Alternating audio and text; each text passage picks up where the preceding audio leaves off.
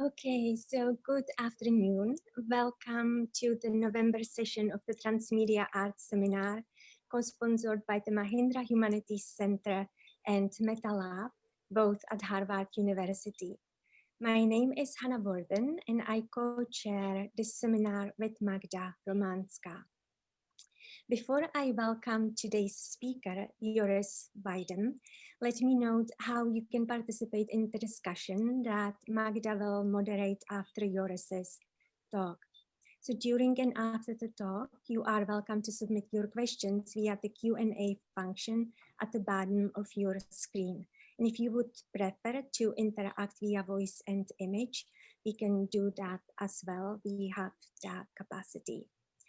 In terms of your participation, as you could hear, we are recording the webinar for public viewing, and we plan to post it on the Mahindra Humanities Center website. However, by joining us today, you have no obligation to appear or to speak in the recording. If you would like to participate, but in an anonymous way, you can do so under an alias and by turning off the video. And if you choose to participate in an identifiable way, again, please be aware that by doing so, you are authorizing to use of the recording in the way I just described it. Now, it's my pleasure to welcome today's guest speaker, Joris Weidem, who is joining us from the Netherlands.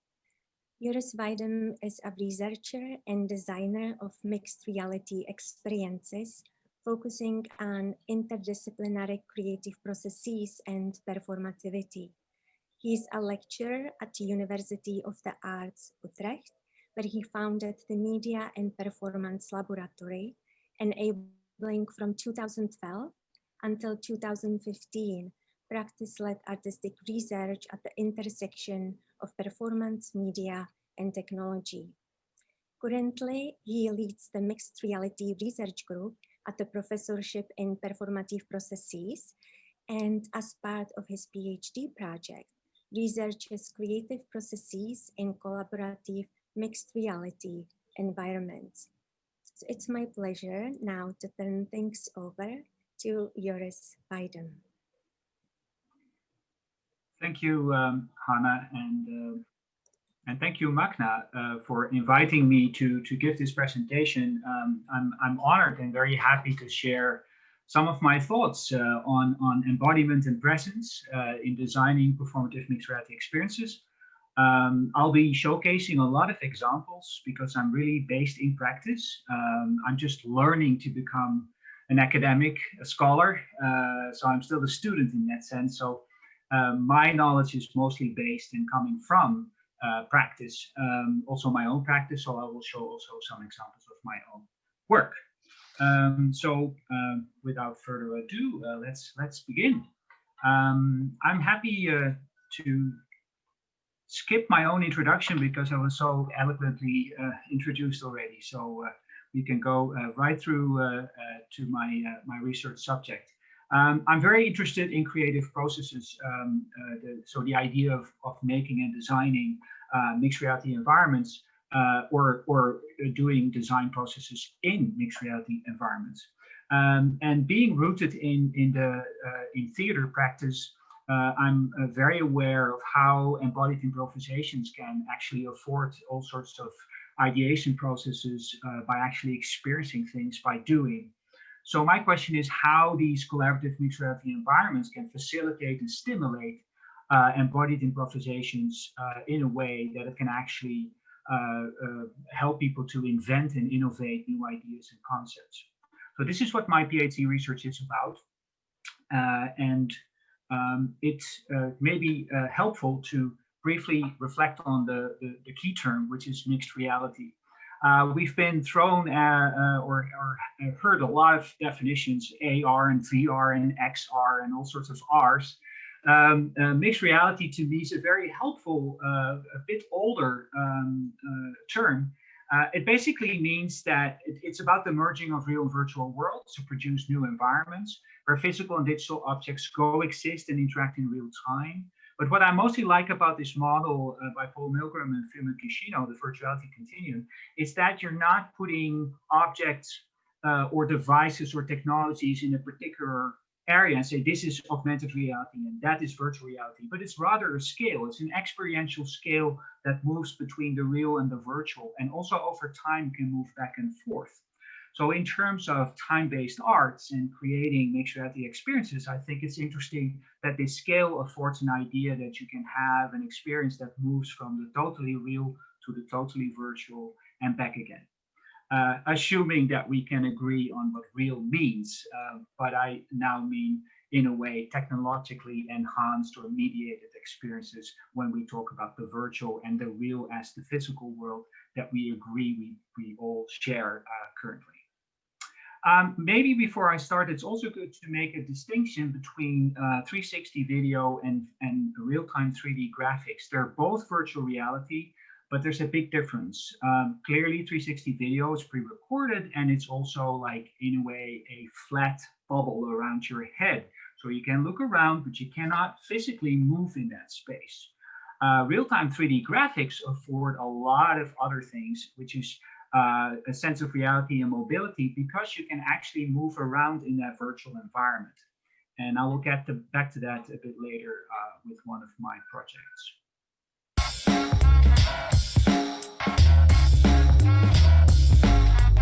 Relax, sit back, and enjoy. And remember, looking is a form of labor too. This is a good example of a 360 video interactive installation made by Pipslab, a Dutch artist collective. And they created an installation called Anyways. And as you can see, it involves 6 people sitting in a physical installation that is representing a train cabin or a train seating area. And depending on where you sit physically, you will get the perspective of that particular person sitting in the same space in a particular scene. So basically, with 6 people, you will have 6 different perspectives, and you're in one of the personages that are part of the scene that is happening. Now, on top of seeing through the eyes of that particular person, the voice of that person actually comes out of your mouth. You see those orange boxes that are in front of people's mouths. It is actually giving the live sound of your character. So you have a spatial sound of the people sitting next to you, also, having their voice coming straight out their mouth. Also, next to the ear is not a headphone like I have now, but a bone conducting headphone, which means you hear the live sounds of your environment, but you also hear the voice of your character inside of your head. Interestingly, this creates multiple storylines, not only in terms of the 6 characters, but also what is said and what you hear the character think. So, for example, you hear a character say, "Hey, how are you doing? How nice to see you," while you hear in your head the voice saying, "Oh my God, I don't like this person." So you have this multitude of storylines and multiple perspectives to basically the same situation. And on top of that, you stay aware that you're there with your friends or colleagues sitting physically next to each other. So there's also a tactility and like a presence of the other people sitting next to you. I think this is a very interesting example of using 360 VR, but in a very live and embodied way, combining it with a physical installation. Another interesting example to illustrate what real-time 3D graphics can do is this project done by Marshmallow Laser Feast.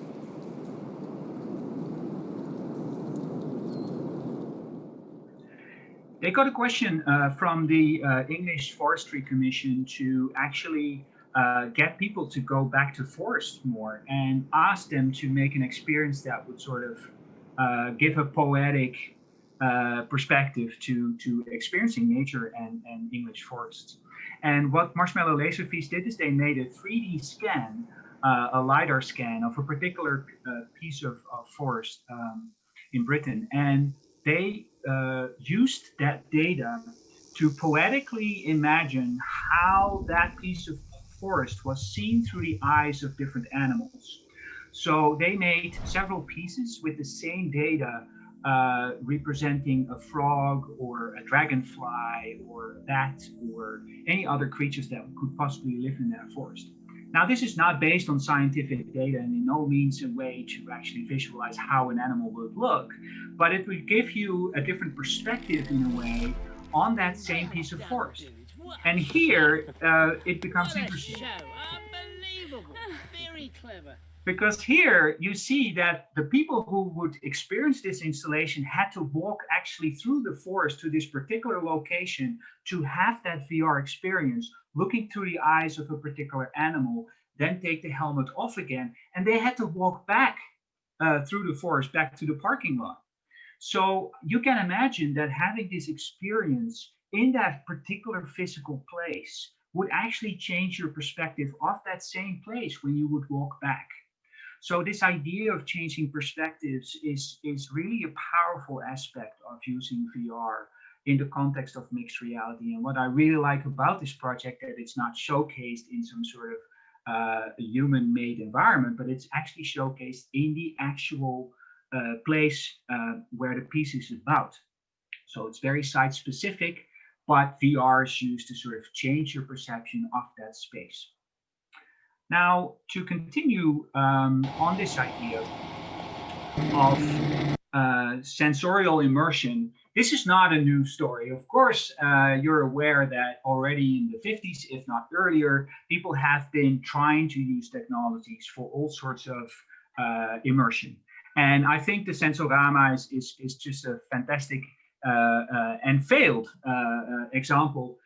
Where you would sit in a box, you would get sounds and smell and vibrations and all sorts of stuff happening to you to afford a degree of immersion.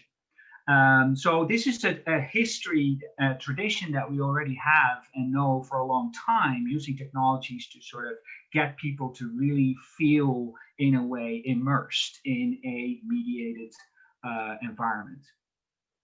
And this brings me to a discussion of immersion and presence, because these are key terms that are used a lot in this context. And I'm a student still. I consider myself a beginner when it comes to the scholarly discussion on these very difficult terms. But I think it's important to see how the terms are used.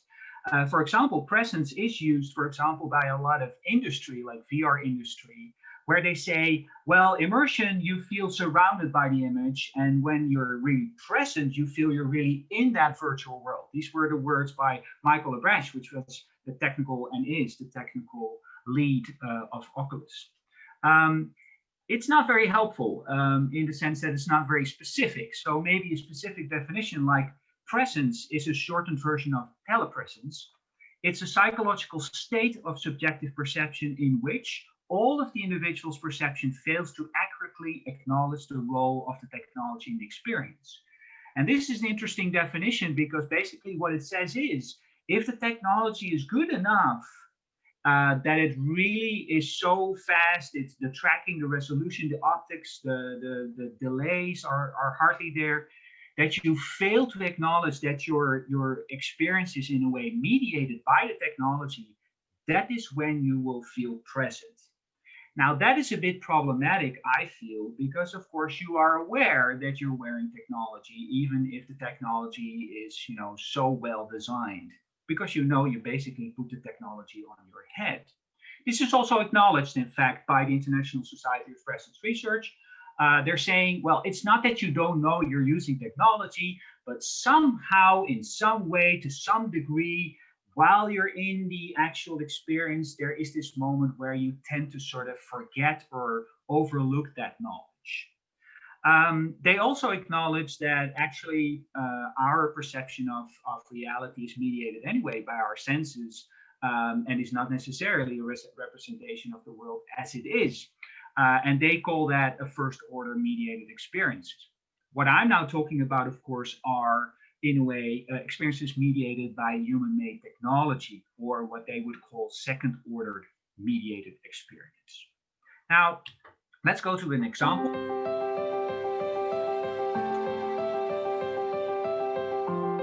This is the National Ballet, who already in 2016 made a 360 recording of a custom-made 360 choreography, because of course when you put a camera on the stage and that would represent the position of the spectator, the whole dance is not oriented towards a frontal stage anymore, but you have to, in a way, surround that one spectator perspective. So they made a custom choreography, which you could then see on your mobile phone with a Google Cardboard or whatever device you had. And interestingly, what you're looking at are basically pixels, pre-recorded pixels of those dancers. I wouldn't say I'm an expert in dance, but I have seen some dance performances. And when you see dance performances live, you hear people breathe and sweat, and your body starts to resonate with the dancers. And I didn't have that sense of the presence of dancers when I was looking at this 360 video. So in a way, it was immersing me in this dance choreography. At the same time, I didn't feel really the dancers to be near me in a physical sense. So what does this mean? Well, there's something weird going on when we talk about presence. Mel Slater, a well-known researcher, psychologist, using VR already since the 90s to research all sorts of embodiment issues, and says that presence is basically, or the sense of presence, is a perceptual but not a cognitive illusion, whereby while cognitively knowing what is perceived is not real, it is still perceptually experienced as real. And there's something interesting there. So there is a degree of knowing that things are not real, while in a way your body or your perceptual apparatus is responding to what it is sensing, seeing, feeling, as if it is real.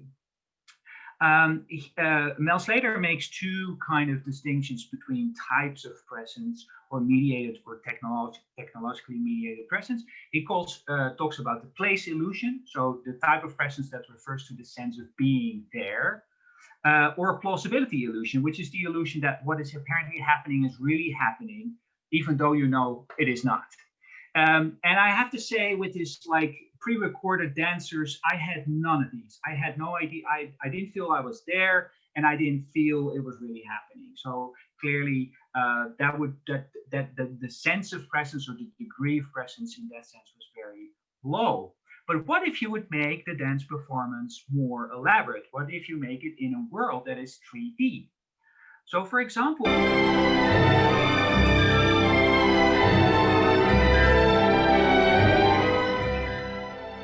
also a bit older example is La Péri, made by Innerspace. It's a 360, it's not a 360 video, but it's a real-time 3D environment. So if you have the proper gear, you can actually physically move around in the space, and around you there's this dancer, a recording of a motion capture dancer that dances around you, basically. And I definitely have to say that my sense of being in that particular space immediately increased incredibly, because I could walk around, I could look under things, I could even make some particles with my controllers. So I felt in a way that my presence in that space was somehow acknowledged. However, the recording of the dancer was a recording. So if I tried to move in her path and see if she would adjust her dance around me, or would in any way acknowledge my presence, I noticed, of course, that was not the case. So you already start to, of course, notice in this reasoning, there are different kind of presences. I felt present in that space, but I didn't feel my presence being acknowledged by this dancer, who clearly was in the same space, but in another time. So if you look a bit further in this notion of presence, there's a very good article written by Kwon-Min Lee that he basically says, okay, well, if you look at experience, you could say there's real experience, there's hallucination, and there's virtual experience. And presence research is only relevant for this third category, which is basically technologically mediated. I don't agree with that, but I'll get back to that later. He says that presence is a psychological state in which virtual, which is para-authentic or artificial objects, are experienced as actual objects in either a sensory or non-sensory way. And that makes an interesting distinction, because he says a para-authentic object is an object that in a way is also partly present in the physical world, while a virtual object or artificial object is not. It's only existing in that virtual space. He also acknowledges that there are three types of presence in his typology of virtual experience. He talks about physical presence, social presence, and self. And this is an interesting thing because now that I talked about me, myself, and I in VR feeling present there is only about myself in my own little lonely cocoon. However, more and more, especially now, we are in virtual spaces and share those spaces with others. Also with VR, there's already a long history starting already with things like Second Life, with online virtual environments that are real-time 3D graphics. So you can roam around in, represent yourself with an avatar, and then sort of basically talk to people, do things together, build things, present things, perform things, etc. So when it comes to social VR, there's not only the notion of presence, you being present elsewhere, but also, of course, the presence of others. So, for example, Michael Abrash, who said, as long as the technology is like good enough, cannot distinguish anymore what is real and what's not, because the technology basically disappears in our sensory perception. All these things could be useful in a way, but it does not take into account the social, psychological, or interactive dimensions that will be central to VR programs that go beyond a single user in a computer-generated environment, as said by Samer in one of his wonderful articles. And I have experienced this, for example, already in 2019 in High Fidelity, where there was this wonderful event with like almost 2,000 people from all around the world having like this festival together, sharing all sorts of interesting things with each other. So their presence gets this also social dimension. So this is a very recent dance performance. It's still performed. You can actually see it if you go online and buy a ticket. It was part of the Venice Biennale's Venice VR Expanded program. It's by Gilles Jobin, a fantastic choreographer, whereby 4 different dancers in 3 different locations around the world are live performing a choreography together, while all the audience is also present in that same virtual space. So you see here the dancers moving around, but you also see a bit like these stick figures there in the background, and those are in a way spectators. So the bodies are different for spectators and performers, but they are in a way inhabiting the same space. I was very mesmerized by this particular performance, especially because you know it's live. However, what was interesting is that I started to not be sure whether the dancers were actually acknowledging my presence in the space. Now, of course, there's a code to performance. I didn't want to be in the way, so I didn't want to be, in the way of the performers because I know everybody else was watching. But I was wondering to what degree the liveness of the performers was actually something that I was experiencing really from a presence perspective, or rather I just knew because I saw so-called live video monitors and it was told that they were performing live. Which you could fake. I mean, you could basically have a recording playing and then have like the videos also being recorded. And how would I know the difference? I heard from people that for the dancers, actually, it did matter for them to know that there were actually audience members. So I guess also our presence for them made a difference in their performance. But you already feel in a way that this is not an easy thing to solve or to sort of having multiple users in the same space doesn't necessarily mean you also feel the presence of others and the presence of yourself.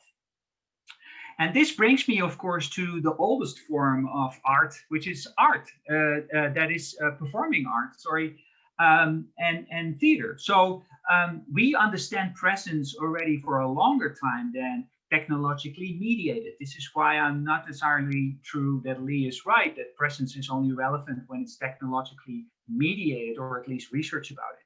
I think Cormac Power is very helpful. He says there's 3 types of presence when it comes to stage presence or presence in the context of the performing arts.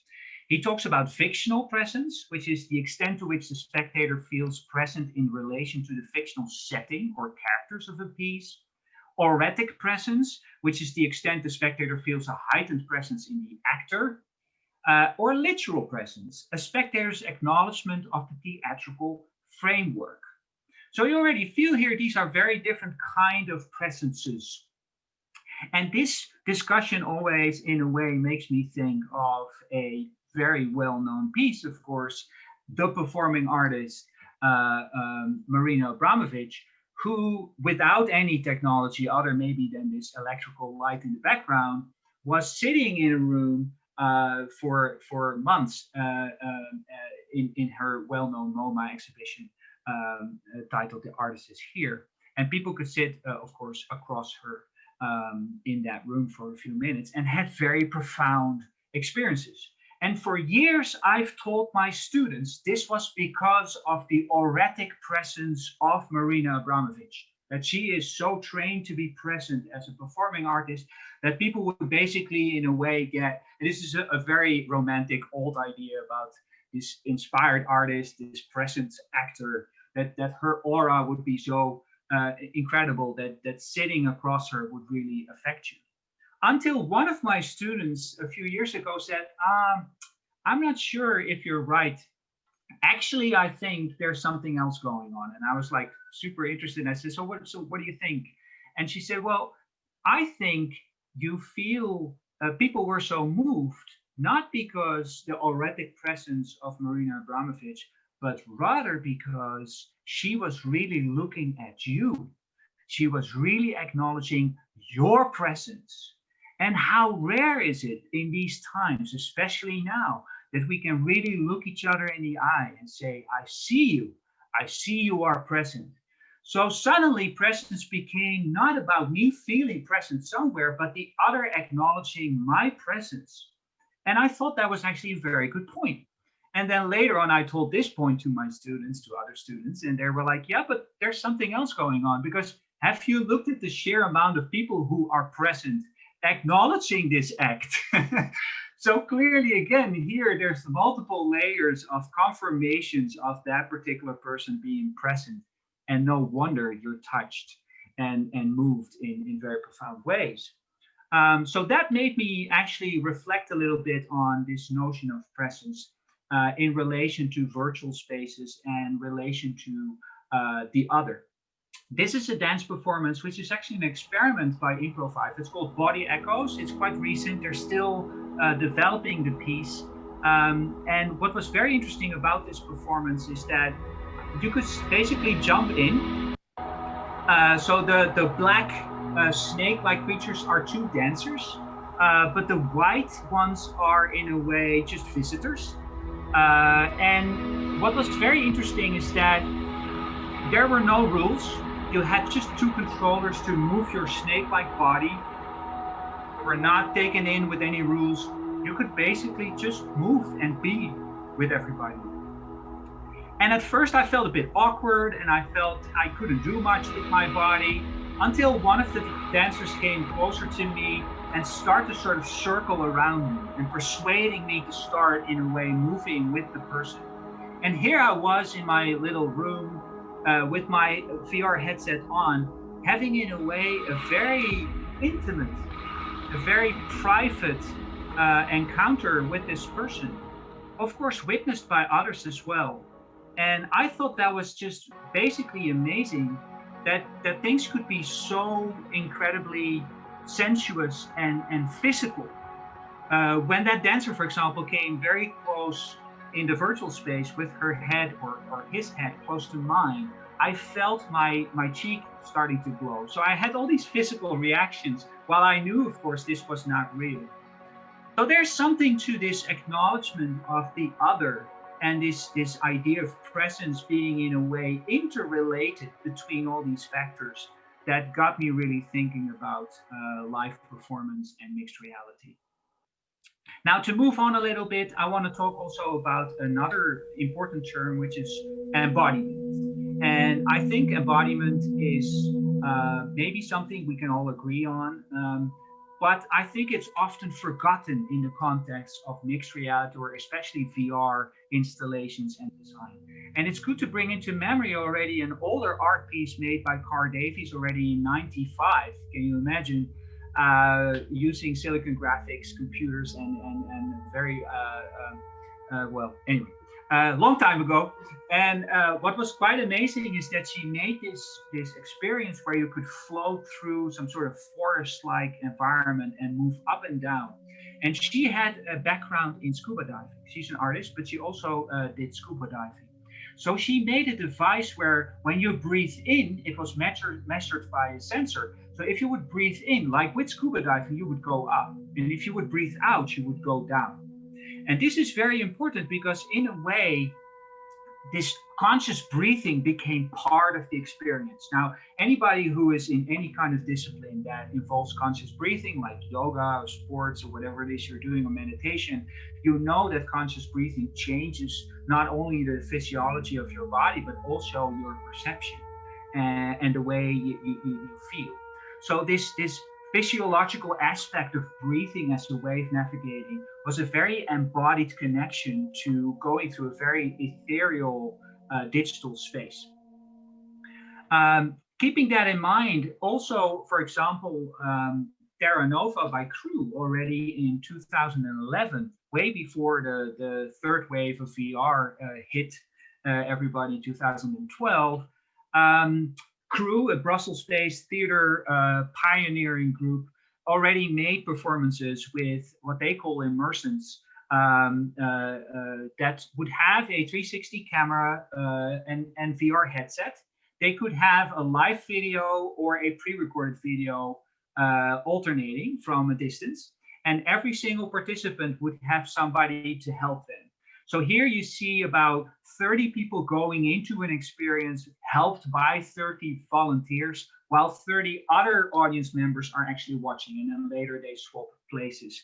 And Crew is really known, especially with Terra Nova, where they manipulate the bodies of the spectators in sort of alignment with what you would see in the pre-recorded videos. So they really play with aligning physiological stimulation with what you see in the video as well.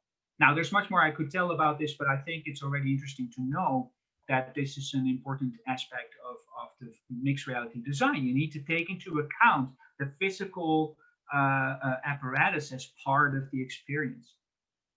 Here, for example, they figured out that in our balance organ in our ear, like with our eyes, there's sort of a blind spot, but there's less sensors. So you're not entirely sure what's up and what's down. And they use that principle to sort of put people up and down to sort of make them disoriented for a moment. So you would be in a way more accepting,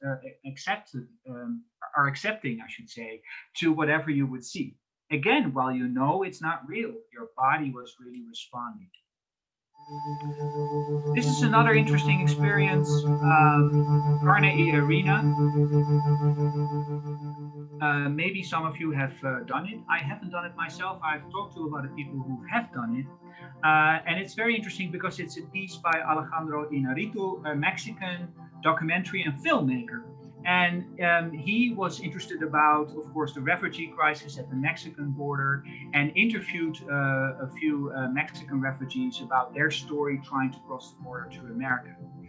So they did a full mocap session. They scanned in all those people, and then they made a physical installation. And here's the thing: they let you in at the entry room. You have to take your shoes off. You have to leave your bag away. They leave you sitting in a cold room for way too long, and then you enter like this scent-filled arena. And while you're having your VR headset on and you're being tracked, in a way, you're following the footsteps of the Mexican refugees trying to cross the border with America. And then at some point, of course, the military police or the border patrol arrives. They pick you up, and you have to make a decision on which side you are, in a way. And then the VR experience is over. You're moved to a third room, and there you see the monitors of the different cases, and the people tell about their stories. So here we have, in a way, immersive theater meeting VR embodied installation, meaning video documentary in a sort of like exhibition kind of style, blended together into a hybrid form that I would call a theatrical mixed reality experience. But interestingly, he was rewarded an Academy Award, which is basically a film prize for something that is clearly not a film. It's a very embodied experience. Because of time, I have to move on a little bit. It's really cool seeing this exciting. But I think that this idea of having physical spaces connected to virtual environments in all sorts of performing arts context and storytelling context is, of course, something we see more and more often being showcased in festivals and all sorts of interesting meetings and exhibitions. So I think what is important here is that at least this idea of presence and embodiment are interlinked, and this sensation of a mixed reality experience, even if you know it's not real, your body responds in many ways as if it is real. And all these aspects need to somehow be taken into account while designing these mixed reality experiences.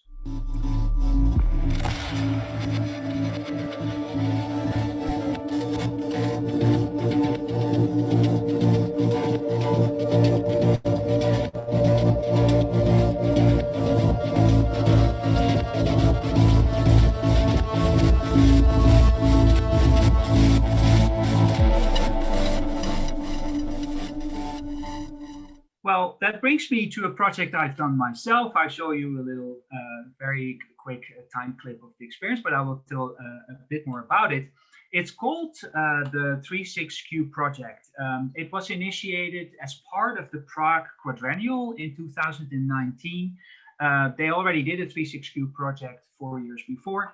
And in this particular year, they invited Romain Tardy, the lead artist, to transform an ice skating hall into a multimedial, intermedial experience, exploring the boundaries of what media and technology could do in the context of performance design, theater design, and architecture. We had several project groups, and one of the project groups was the VR and AR project group. And I was leading that group together with Paul Segis, a Canadian digital scenographer. And we decided to really take the physical venue as a starting point of the experience. So here we are in Prague in 2019, in the summer, 25 degrees, nice, hot and warm, entering this weird dungeon. And what you see is that when you enter that space, it was open for the full Prague Quadrennial 10 days. People could just walk in whenever and basically move down the stairs and enter like a multimedial space that was designed by several project groups. So we had a light design and project group, there was a sound design group, there were tactile environment group, there were all sorts of groups making different aspects of that space. And Romain Tardy made a basic design where he said, okay, we'll have 36 water pools in this ice skating hall, 2 scaffolding structures on either side, and we can work with light and projection and sound. Now, the blue hour as a theme relates to the idea of a particular moment in the evening where if you're at sea, you cannot see the difference anymore between the water and the sky. So it's like this moment where borders disappear. And we decided to take the circadian cycle of 24 hours and compress that into a cycle of 24 minutes with 4 distinct phases of sleeping, waking up, having your day, falling asleep again, etc. And so this whole space was going through that 24 hour in 24 minutes in 4 phases. And in those, in that environment, in that intermedial environment, we created 4 very similar mixed reality experiences. And you see them there. So you see a person standing in one of those pools. We filled the pool with sand, but I'll come back to that a bit later on.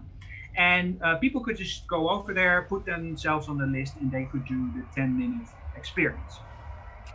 Now, it's very important that we wanted to really be very specific about the actual environment. So I took the architecture of that actual environment, the ice skating hall. I got the blueprints and I reconstructed the whole building inside of a computer with a real-time 3D graphics. And I made a representation, exact representation of the same space in VR. And then we put those spaces on top of each other. So what you would get is that you would go to that one of those physical pools, you would put your helmet on, and the moment you put the helmet on, you see the same pool in exactly the same space, but suddenly everybody has disappeared, and the only instruction you get is you can pick up the lantern that you see in front of you. People had to take off their shoes, so they would be on bare feet. So their first leap of faith was actually having a VR helmet on and needing to physically step into that physical pool while they would see only a virtual representation of that space. When they pick up that lamp, which is also a physical object being tracked and also represented in a virtual sense, we sort of reinforce the idea that what you're seeing and where you are, where your body is, what your feet feel, what your hands feel, are in a way correlating or connected to the space that you see in VR. Now, there was this idea of a light bridge, so there were lights in top of the space that were actually high up between scaffolding structures that you couldn't reach, but we made sure that in a way, at some point of the experience, you start to move up. So we start to move your virtual pool up into the virtual space, while of course the physical pool remains in the same location, but with your feet you could still feel the borders of that space. But in the virtual space, you would actually start to move up. This is exactly what you shouldn't do in VR. You shouldn't move people around in VR because they will get sick. I will get back to that later also. But we move them up basically to the light bridge, and then the particles you have generated in a way breaks open the roof of that architecture. And it's the Quadrenale being also partly about performance design and architecture. We sort of deconstruct the whole construction of the building you're physically in. And we wanted to make that in a way as some sort of transition into another realm or into another space. And that space was the Blue Hour. So then you move on going up through the roof. The roof basically opens up almost like a rib cage opening, and you're transported up into the sky. So you're going up and then you end up in the Blue Hour. And then 4 bubbles appear. They're like soap bubbles. And the 4 soap bubbles are in fact portals. That means that they're basically gateways into 4 different 360 movies representing the 4 stages of the 24-hour cycle, but also the 4 moments in the year. So we had the spring and the summer and the autumn and the winter. And you could basically look around and move around. And if you would stick your head in one of those portals, you would transport yourself into that visual poem, which was made by my good friend and digital sonographer, Paul Segis. So here, for example, somebody has chosen the summer and ends up being Venice, going through a lovely ride on the water, while of course looking around, and it was edited. You also would still see the real-time 3D graphics, so you would see the construction you were in, so you could still physically move around. You would still have that lantern, but you would also be in a 360 space. Then at some point in the experience, there's a little orb emerging that comes to your head, and when it you cannot just move away from it, and when it hits your head, it engulfs you, and it brings you back to the actual space of the ice skating hall. And this is a shot we made in January already, half a year before, when the ice was still there. So we're referencing also the same space in another time. And then you return to a more like post-apocalyptic space where everybody has left, things are in decay. We had a poetic idea about the Anthropocene and discussing a bit how humans are relating to technology and nature. And well, anyway, we wanted to address some of those issues, but in a very poetic way. And that would be the end of the experience. You would basically see the place going dark, and at some point you would see the subtitles, and you're done. So then the helmet was taken off, and you're asked to step out of the pool. Now, to come back to a bit earlier, this experience in its core was starting from the physical body and the physical space. So it's very important, and it was very important to us to keep the physical body central to the mixed reality experience. But of course, all our bodies are different, and also our perception of our bodies in space are different. So how to design such an experience in a way that people wouldn't get afraid, they wouldn't get sick, they wouldn't, feel anxious or not taken care of. So we had a lot of design questions in relation to this plan. The three most important ones I want to address right now is the battling of VR sickness. So when you move people around without them being in control, they get sick, basically in VR. How they would naturally be allowed to discover how the portals would work. And I hope you understand that in the Prague Quadrennial, you have about 500, if not thousands of theater designers coming there. But they're not necessarily very tech savvy or VR enthusiasts or gamers. So to explain to them how a portal works is not very obvious. And we didn't want to put an arrow and instructions like you have to put your head in the portal. So how can you, in a way, have people naturally explore the space and then find out they can stick their heads in those portals? That was a big design question. And then on top of that, we didn't want to make an experience where you had to do something in order to progress the actual experience. So if people would just stand still in the middle, the whole experience would move forward. Or if they would be super active, the experience had to also in a way acknowledge that they could make decisions and they could also go in certain directions. So to find this interesting balance where you're not obligated in a way to interact or to act, but you do have the possibility and you will get a certain degree of agency in choosing which kind of experience you want to have.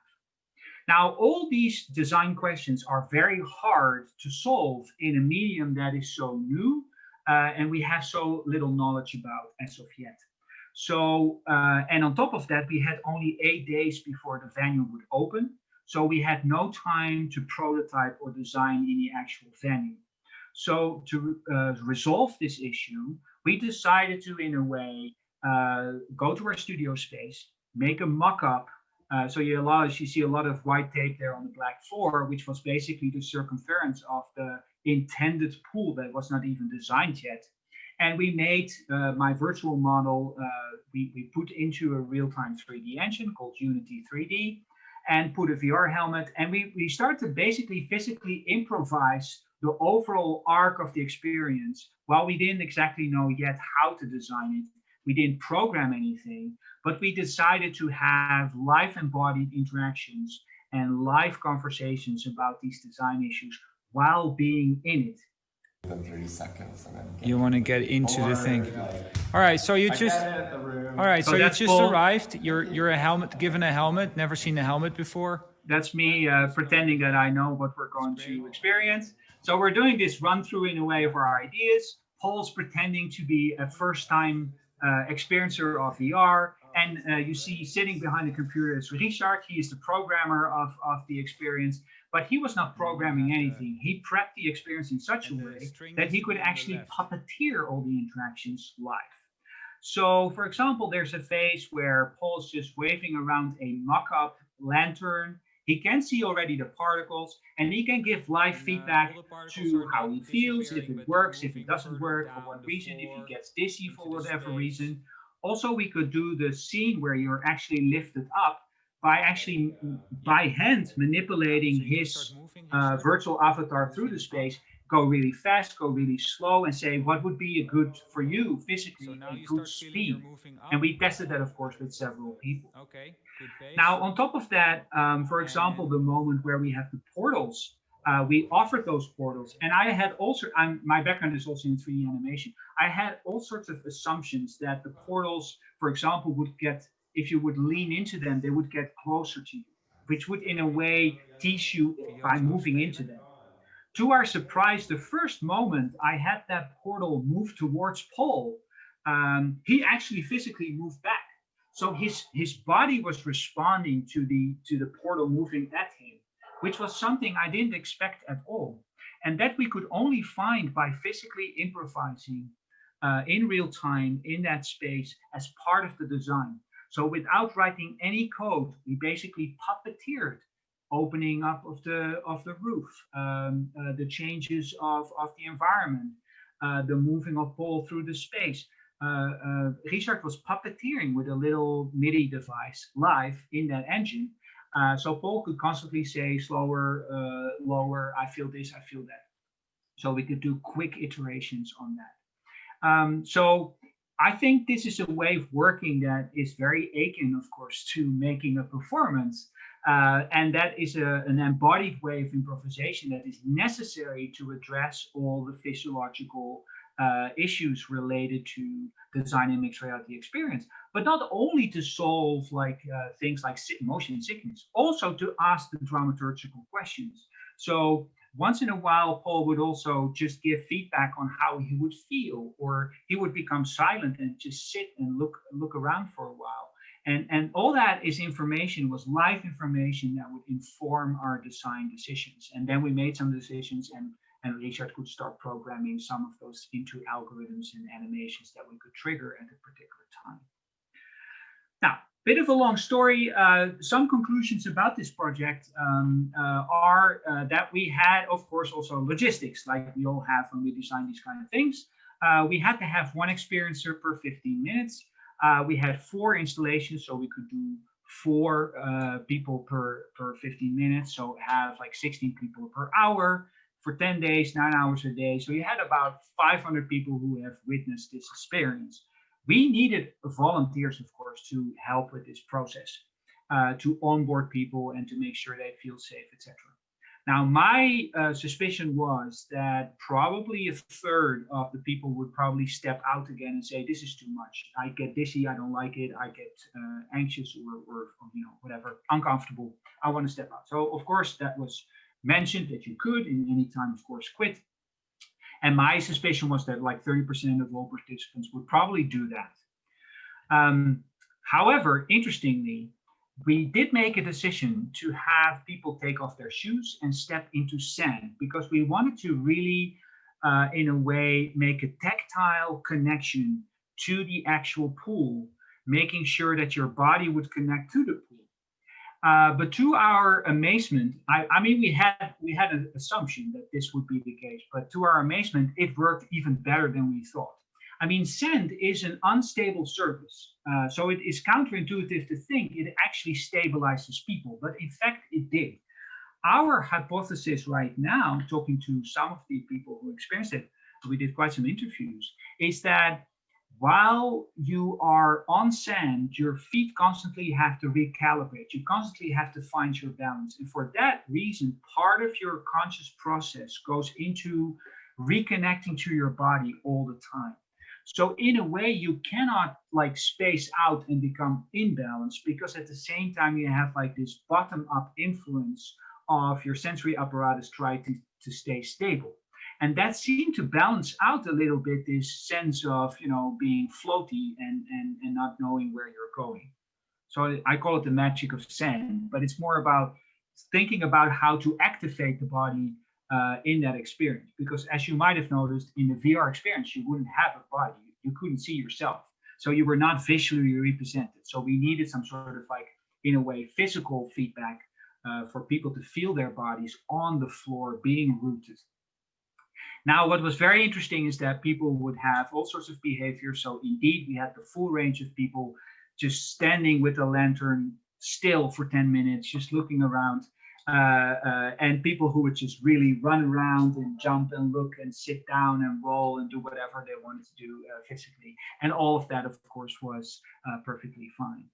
And another thing is that, of course, the idea of spectators. So not only would you see others going in first because you had to wait your turn, so you knew already a little bit what to expect. also when you had your experience, you had to go back to that chair to put your shoes on. And we noticed this was very important because not only did it give people time to arrive and later when they get back sort of relax and stabilize, but we noticed that that was the moment they really wanted to tell all sorts of profound stories and experiences that they had and memories that came to mind. And so it, in a way, designing these spaces is not only what happens in VR, but it's also the social aspect of the physical space where exchanges can take place and things fall in place in a way in these exchanges between people. And one more thing, I think we succeeded also in a more like design-wise experiment to combine video and real-time 3D graphics into a more like new hybrid form. So it is possible. It's not like opposite types of technology that you couldn't combine, because we actually did combine them, and it's very possible.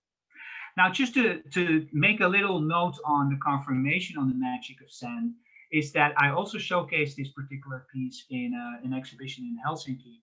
And there was definitely a third of the people who stepped out and said, oh no, I get very dizzy.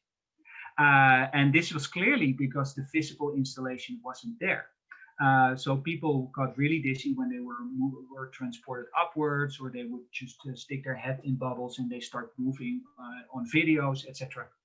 So that to me, in a way, in a not very scientific, but at least in a more qualitative or personal way, confirmed the importance of designing that physical environment and taking the embodiment of the experience into account as part of the design considerations. We have published on this. This sounds a bit like promoting myself, but there's so much more to tell. So we tried to do that in this particular publication. So you're most welcome to download it from the Theory and Performance Design Journal. I talked there a bit more about these notions of puppeteering, embodied improvisation, and also an interdisciplinary dialogue. We need a language now that can talk about these kind of experiences more. And there's this wonderful term that I found, which was actually coined by Felicia King, called technodramaturgy. And Magda, I hope that triggers you as well. I would love to think and start a discussion more on this notion of technodramaturgy. The way she defines it is the interplay between traditional dramaturgies and the innate, often concealed dramaturgies of technical systems themselves, whether software, hardware, or mechanical. And I would add to that maybe even the technodramaturgy of the body as part of that experience as well. But anyway, so these are thoughts, hopefully for more discussion. Now, to summarize a bit the idea of presence, Lee is saying, is it something like a willing suspension of disbelief that people tend to forget the technology, or is it just because we're used to sort of take input as a given at some point in time? Not entirely sure. I mean, Mel Slater and also, of course, others are already saying that full presence in VR is not questioning if the experience knows if it's using technology, and whether it's a cognitive effort to suspend its disbelief. Because I don't think people in our installation did a cognitive effort to forget about the technology while they had very profound experiences, while knowing it was not real, and still had very real experiences. So in a way, you could say that the fictional presence of the illusory virtual environment could be so overwhelming to the perceptual system that the literal presence of the technology and the perception of its mediation becomes secondary. So it's not necessarily that it disappears, but maybe the input of this medium is so strong that it in a way overwhelms or overrules or overloads our cognitive process of saying this is not real. I mean, we can still say that, but your body just simply responds. And I think this is also probably true then of technological developments, that the shift between fictional presence and literal presence probably moves more towards fictional presence, because the technology is so much better equipped to have our bodies really experience it as being real, while we know it is not. And then, yeah, we live in Corona times, and this is changing everything I've said so far, because now nobody can make physical installations where 500 people can sort of put the same helmet on, for obvious reasons. So we're also facing new challenges. In The Under Presents, you have stage shows that happen regularly. You can rebuild ancient structures, make magic by removing your mask and snapping your fingers. You have the Aikman, which is this incredible immersive play. And then you also have a bunch of different characters that are all played by us, the actors. This is The Under Presents, and it was actually sold, offered as a game. You could download it on Steam. But in the game, while you're playing it, there are moments where you might encounter a live actor who is, through his or her avatar, engaging you in some sort of interesting experience. So interestingly, you see this weird hybrid of an online game combined with, in a way, immersive theater and participatory forms of theater. And they used this game engine in a way to actually also make theater. Let's set the stage. Put on your headset. Imagine a ship at sea. The illusion of a storm, a tempest. So the same game company, who, by the way, are not actually rooted in games but in theater, no surprise there, decided to use their game engine and their online platform to actually literally start to make also theater plays. So this was a particular thing they done on their idea of the Tempest, whereby participants are not just spectators, but they sort of recreate together the Tempest story, guided by one of the actors, taking you on a roller coaster and trying to reconstruct something. And I think this is a very interesting development. You see this development already longer, like I said already, back in the times of Second Life, and before that we had Alpha World. There were already performances and online weddings and happenings and whatever. But now we see more and more also in VR, very immersive, very embodied, interesting hybrids. So for example, last year at the Venice Biennale, when we could still physically meet, Kira Bensing made Love Scenes. She used back then still the online virtual social VR environment, High Fidelity. So while there were actors in the physical space with the physical audience, they were also in a way live in that virtual environment where also people could watch. So in a way, you perform in different places at the same time, and also audiences could be in different perspectives. And also, Kira had the problem that, of course, we're now in Corona times. So her current iteration, which is a new production by her called Finding Fedora X, also part of the Venice Biennale, the VR Expanded. She made a performance piece called Pandora X, whereby basically everybody is at home. So there's no physical location anymore, in the sense that everybody's in their own living room, including also the actors. And people go through a whole set of interesting experiences whereby they need to help out, they become part of the chorus, and actors are playing literally characters, bringing the audience further into the experience. There's also there much I could say about all the implications for the dramaturgy of it, but I think it's just interesting to share right now as a development for the performing arts, moving online, still using the same principles of immersive theater, I would almost say, but using these online real-time 3D platforms. And one that I know quite well is this one. From cryostasis, Jason. Welcome to the Black Hawk. Jason Moore is a filmmaker. He's not a theater. He doesn't have a theater background, and he is using the online social VR platform called Neos VR. And in there, he's making a meta movie. He has done already earlier meta movies in High Fidelity. He migrated now to Neos because High Fidelity stopped existing, unfortunately, I would say. But here we have live actors. And instead of having a whole audience, there's just one person playing the role, the lead role, in what he calls a film, and I would call immersive theater piece. So there's only one VIP or lead actor that is an audience member. And what you cannot see in this trailer, but what is very important, is that all other participants are actually just spectators in the form of little floating bots. You're like a little floating robot. You only have an eye, you don't have hands, you cannot talk, but you float along, and sometimes you're addressed. So you're acknowledged as a robot in that space, and you're sort of like a helper to the lead character.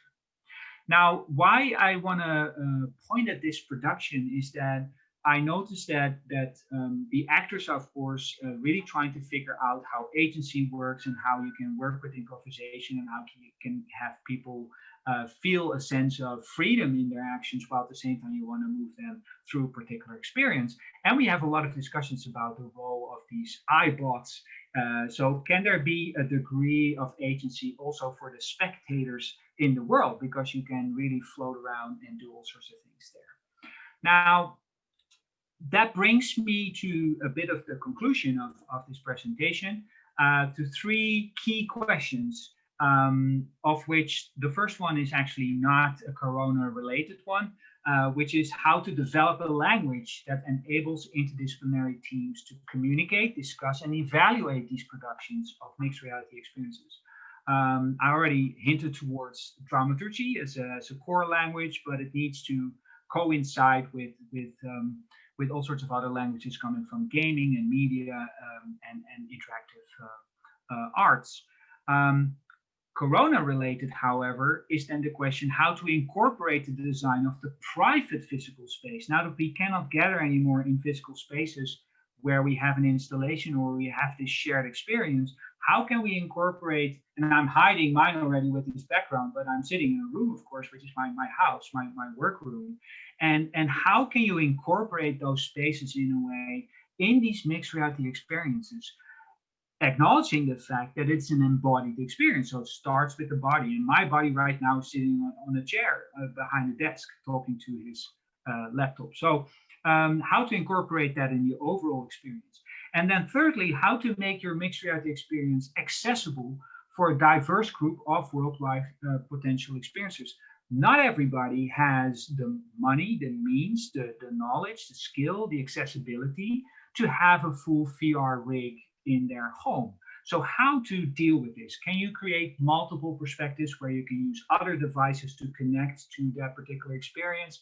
Are there ways to subsidize certain projects so you can rent out maybe helmets to people? Can you maybe create locations that are in a local area, facilitating people that can step in and have that experience? So all these questions become now very relevant to the XR community, but also, I guess, to the performing arts to think about. I am asking these questions currently to my students because I have, as we speak, 9 students trying to, in a way, invent mixed reality experiences in NEOS, combining physical spaces, which they need to present in January. And they're going crazy. They're making all sorts of worlds and experiences that I'm so incredibly happy and excited about. So I'd like to brag, not necessarily about my students, but I think a young generation who's more comfortable in moving around in online, offline spaces are definitely, hopefully, going to answer some of those questions and come up with interesting new experiential forms.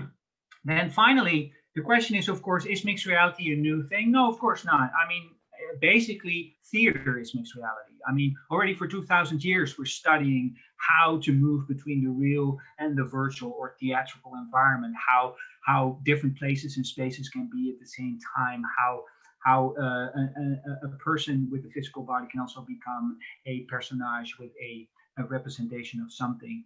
So, of course, there's nothing new there. What I do notice is that actually theater is very necessary in this developing mixed reality experiences and also currently in Corona time. So while we seem to be in a crisis, I'm still very optimistic that a lot of questions that we encounter in the mixed reality or XR production world seem to be questions that theater really has an answer to. Now, my next project, I cannot show you anything for yet because we're right in the middle of it, but I'm now doing a lot of VR improvisation sessions with Gob Squad, a German and English art collective who is really known by their way of devising theater and using improvisation. And I'm using now VR to have them explore a new artistic concept. And what I notice is that the way they look at theater is, of course, in a very post-traumatic way. So even without me introducing all these technologies, they're already very aware that there's the reality of the theatrical space and the reality of the real theater space. And they, of course, coincide at the same time.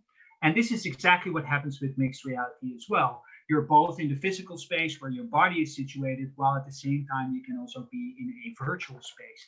And while you know it's not real, your body is responding as if it is real and everything in between. And you can also move back and forth on that scale and actually be at several places on that scale at the same time.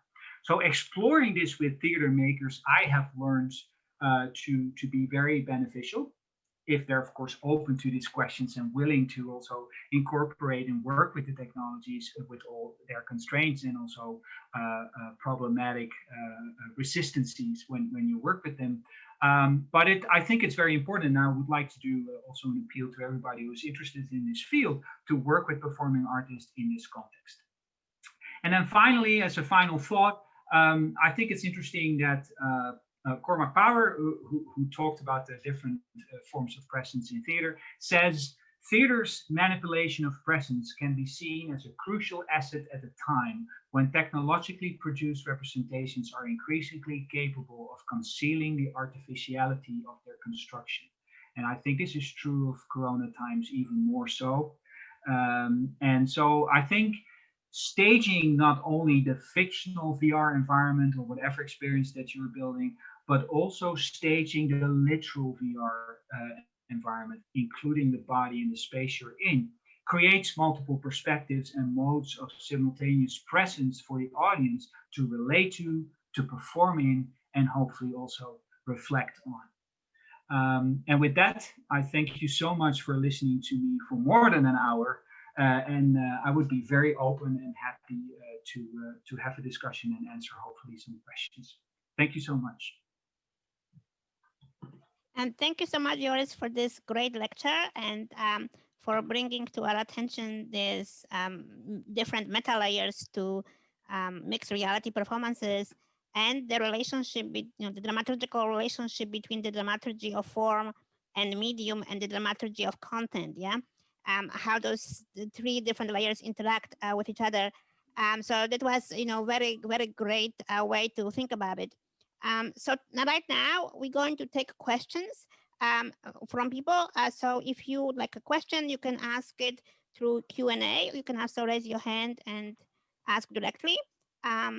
Should we start? Anybody want to start? Yeah. Questions or comments? We're still waiting. People are processing probably the. That's perfectly fine. It was quite a lot. There was quite a lot. Well, let me ask you then. The big issue which you brought up, which we are struggling as well, is the next problem of developing a vocabulary with which all of these different researchers and artists can collaborate, and potentially a lot of the things which we have already been doing in theater can be incredibly useful for VR and AR designers, yeah. But there isn't necessarily yet the language with which people can sort of engage, and the dramaturgical approach, the technodramaturgy, or digital dramaturgy, as some call it, I call it transmedia dramaturgy, can potentially be a useful tool of engagement, simply because classical Aristotelian dramaturgy already provides a number of tools in how to construct a particular experience. Of course, in the new world, this is nonlinear and completely three-dimensional in the way that we engage with space and with what's happening to us. And so there are challenges in creating a story, fictional stories, because the experience itself is not a story, yeah. And so the immersive theater seems to try to do both, to create both an immersive experience and also to tell a story which would have beginning, middle, and end in some way that you can control. What's your take on that? Challenge of trying to balance out the experience as such, as a primary goal, objective, and as a storytelling, which has some sort of premise at the end of it. You're trying to say, make a philosophical point about some great, mystery of the universe, and that's a bigger, that's a challenge, as opposed just to have people have a particular experience of something, which might be the next sort of way of thinking about theater, but it doesn't necessarily is about storytelling. It is about the experience in the same way that Yes. music or poetry is. So which is forcing us to rethink basically fundamental position and the standpoint of theater as not necessarily a storytelling medium, but as an experiential medium in the same way that as I mentioned, the music or poetry might be. Yeah.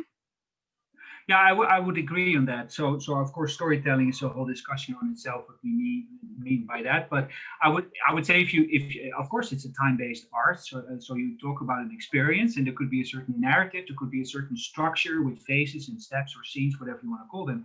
But I agree that going from this idea of classic narrative and the classic conflict and the classic threefold whatever progression is maybe not as functional when you are not sensitive to everything that I said about the role of the technology itself, the role of the body, and all those things are much more about the actual experience. And this is why I wanted to also use my own project and how we worked on the project to give that as a little example, because I wouldn't say I have a definitive answer to this, but I think we need to incorporate more embodied improvisations. To start asking these questions by engaging the body in a more experiential way. We cannot outthink this. If you say it is an experiential medium, I suggest that you use then a direct experience as part of the way of making. And this is often lost when technology is involved. So in theater, we're very easy step on stage and try things out and say, this works, it doesn't work, But with technology, for some reason, often people are like, yeah, okay, I'll just go and fix it, and they start programming stuff, and then they come back with something you don't need anymore. And so to make a way of working, and for that you need that language that technologists and game designers and mocap specialists and streaming video, whatever people, all in a way understand that what they try to create is a live, real-time experiential space in which you can ask these questions together. What's also interesting is that you might want to consider collaborating with neurologists and just because it's like, how does the body function? Exactly. This is so true. In a particular context, like what happens to your brain in a particular sensory space, and how can you? So this is a sort of, I would say, techno-neurodramaturgy even. For sure. And this is the interesting thing, is that it's not about creating a perfect illusion. It's not about hiding things. It's like there's so much already involved, including the whole sensory apparatus. And of course, it opens up immediately all the traditional questions on what is real anyway. That it's very interesting indeed to talk about people who from psychology and sociology and neurology are dealing with these things already for a long time. Yeah, very much so. So all right, so we have a couple of questions from Laura. Hello, Joris. This talk has been exactly what my friend who is a lighting designer and myself, a dancer, have been discussing. We are very interested in learning more about mixed reality performance possibilities, especially in the light of COVID-19. One thing we've been trying to discover is whether there is a possibility for live performance interaction with an audience rather than just pre-recorded mock-up. Yes. Do you know of any examples of this? Well, I showed you some already. So like the black and white snakes, that was in fact a live performance. So the performers were in a studio performing their mocap live, so it was streaming live. But also all the things I showed after the COVID announcement, that all the things that are in game engines are basically live streamed performances. So this liveness, which of course you as a dancer know so well, is exactly what these real-time technologies facilitate. And what is nice about VR technologies right now is that if you have a helmet and you have two controllers, you might need one or two more sensors for your feet or your pelvis. You can already do quite elaborate motion capture style kind of performances. So for example, the Gilles Jobin dance performance that I showed with the stick figures and then the dancers moving around in that leg space from 3 points around the world. 2 of them were in a very elaborate, expensive mocap environment, but 2 others just had a reasonably more cheap mocap suit, and they were all streaming together into the same space. So for sure, there's all of that is already happening and becoming, thank God, also financially more and more accessible. Yeah. All right, great. Next question is from Agnes. What a fantastic talk. I'm also writing my PhD thesis on what VR creators could learn from immersive and mixed reality theater and from the science of magic. I would like to ask Joris, you as a creator, when developing a VR experience, are you also considering mechanisms that have rather a surprising effect, or you think this should be avoided as it can cause levels of shock? Or to put it more simply, what do you think can we still imagine magic tricks in VR? Yeah, no, absolutely. I mean, there's actually already they're quite. I forgot his name. It's terrible. He's using augmented reality a lot. He has done a few interesting TED talks where he's using like superimposed imagery on top of the things that he's doing. And he is a magician. But I think in a broader sense, this idea of magic is a very interesting subject matter to explore a bit further. What do you think? Can we still imagine magic tricks in VR? It depends a little bit what you mean by the magic trick, but I experience a lot of magic in VR because there's so many rules in VR that are not, let's say, obvious to our physical lives. I mean, you can walk through doors, you can become tiny, you can become really large, you can suddenly jump from one space to another. There's a lot of magic to these digital spaces already. If I'm in Neos, and Neos VR, you can, if you have a VR helmet, you can download it for free, go online, and you will have nonstop, like very surreal experiences where things certainly emerge and react and respond, and people in all sorts of avatars. So I would say that's a very magical space for sure. But in the profession of magic and magicians, I'm sure you could use VR and probably AR, which is even maybe more exciting because you're connected to the physical space, to create all sorts of very surprising and interesting experiences. I'd love to hear more about your research, so please contact me. All right, we have a question from Hannah, my co-chair. Hannah is wondering, what do you think about the relationship between technodramaturgy and technoethics? You have worked on many productions, many projects. Were there any ethical dilemmas your work had left you to grapple with? I mean, this is a very interesting question that Hannah is asking. Yeah, it's super important. Because in many, I'm always kind of thinking about it.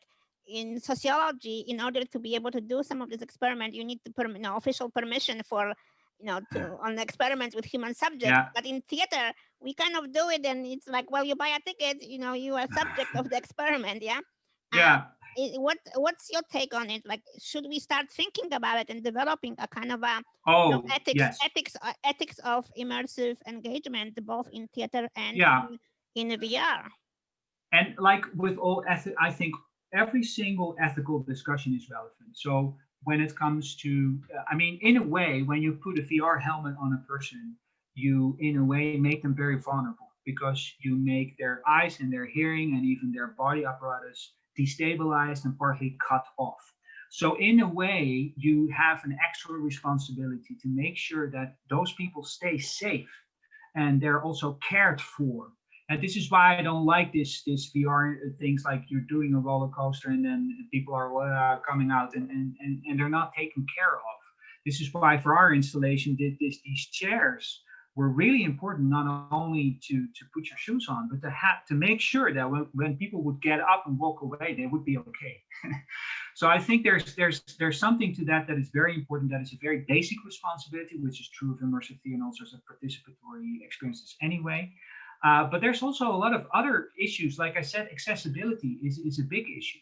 And Magda, I have to really admit that at some point I saw a person in a wheelchair driving towards that sand pool experience. And I was like, my God, I never even thought about taking care and thinking about how to make this space more accessible for people that might not be able to step in a pool of sand or stuff like that. So I had a fantastic conversation with him, by the way. But so there's and then of course accessibility also in the terms of not everybody can have access to these tools because they're still reasonably expensive.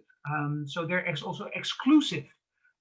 So how to make sure that everybody can in a way join in. So there's so many. I mean, let me not start ranting about Facebook, but the most important VR helmet currently is the Oculus Quest 2. It is in its specs, it's the best thing you could buy.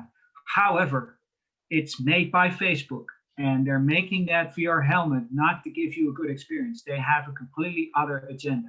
So that again is a whole ethics discussion about, who's doing what with what kind of data, especially now that the technologies start to really become part of our bodies and our private lives. I think it's more relevant than ever. And I, as a privileged white male, become more and more aware how ignorant I am in all these big questions. So diversity. I mean, there's so much we need to address here that these technologies have a great bias and a history. Well, anyway, so I could go on and on and on, but just the answer is yes. It's very important. Well, I mean, it's the issue of the data that this potentially can generate and how this data can be commodified or classified or used to manipulate.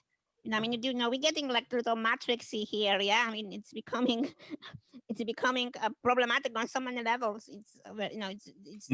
It's difficult to even grasp all these different layers of that needs to be addressed, and and I'm highly suspect about our lawmakers both in the US or in Europe or across the world being capable of thinking through all of those issues. So we kind of on our own, at least for the next foreseeable future, in terms of figuring them out by ourselves. But this is what I meant by the what I like about this Cormac Powers idea of fictional presence and literal presence is that the apparatus that used to be the theater building, now the apparatus of the VR equipment becomes part of that discourse. So exposing in a way and acknowledging the device as part of the experience, I think is very important. So again, it's not about the perfect illusion, it's about the simultaneousness of those things being present, and for that reason you need to address them as well. All right, great. We have one more question from Rick. Video games are really starting to come of age as a storytelling medium, and interestingly, theater artists have already been behind the scenes on much of it, with theater actors doing voice-over mock-up work and theater directors handling some of the mock-up direction. What do you view as the current biggest technical challenges or missing tools in getting from the indie game aesthetic of current low-resolution VR environments to real-time AAA, AAA game graphics for VR and AR experiences? Yeah, that's a very interesting question because historically we used the first the games influenced theater, and so we experience quite a bit of gamification of a theatrical experience. Yeah. Now it's the other way around. The theater is influencing the games and making them more philosophically and more, storytelling mediums. So what challenges do you think come with that? Yeah.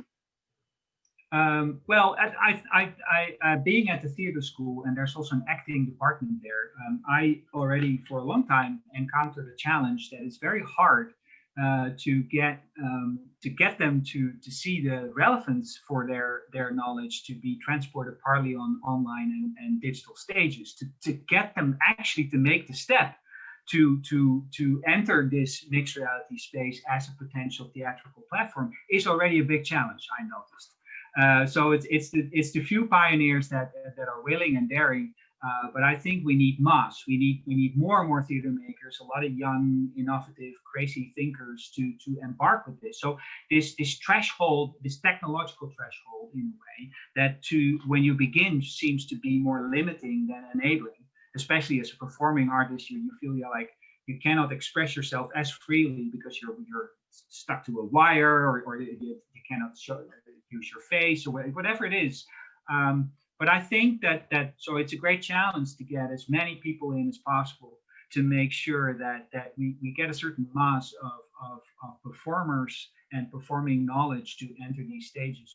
And when it comes to this fidelity and the aesthetics, the gamey, boyish aesthetics, I think there's a lot of interesting developments going on with volumetric video, for example, where you're basically filming a real environment with a three-dimensional technology. So then you're fully away from the whole gamey constructed polygon style of aesthetics. You're back to spaces that you know, and that's so 3D scanning, all these like technologies that are capturing parts of the real space are becoming more and more accessible. I mean, those developments are there already for a long time, but I notice now it's becoming very accessible. So that would be also an interesting thing to look at for sure. All right. I think that's it with our questions. Thank you so much, Joris, for this wonderful lecture and for answering our questions. I invite everyone to participate in our next lecture, which is coming up in 2 weeks. Visit Mahindra website and MetaLab website for more information. Thank you, everyone. Thank you, Magda.